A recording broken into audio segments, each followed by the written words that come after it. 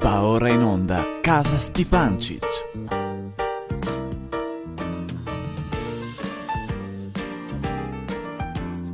E cos'è sta roba? Va bene. Basta che cominci però. Ah, non sei finito ancora? E allora?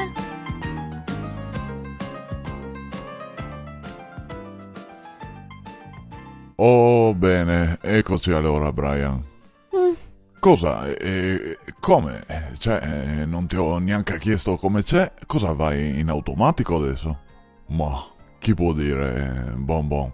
Marisa, Marisa? Eccomi Ciano, dimmi, cos'è? No, niente. E allora, cosa mi chiami a fare? Sono venuta di qua tutta di furia, che pensavo fossi problemi. Ma no, volevo sapere se venivi di qua con noi a guardare un po' di televisione, così. Ah, per quello allora. Ma sì. Sì, adesso ho finito di nettare di là in cucina e vengo a sentarmi, va bene? Sì, non c'è problemi, ma cosa avevi? Lunghi? Di là, tante robe di fare? Ma no, stavo solo disbratando la tola e ingrumando un po' che di fregole da partera, così. Ah, Sì, c'era tutto un remitur di là, non so io. Adesso per fortuna ho finito e vengo un poco a stramuccarmi con voi sul divano qua.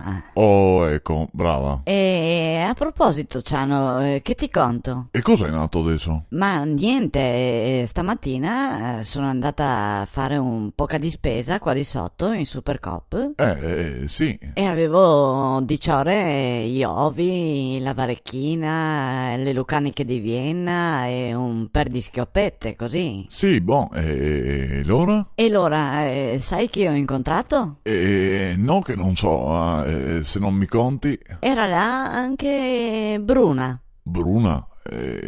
Bruna chi, scusa? Bruna, hai presente la moglie di Stelio? Ah, Ela, adesso ho capito, la moglie di Stelio. Eh sì, povera Ara. E perché? Perché ha sposato Stelio?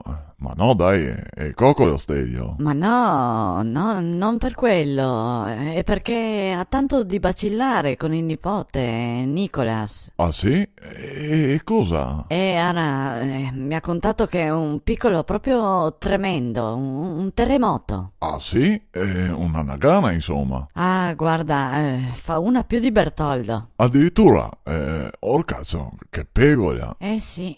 Buono che noi abbiamo il nostro Brian che non è per niente così. Ah no, beh. È vero, Brian? Ma sì.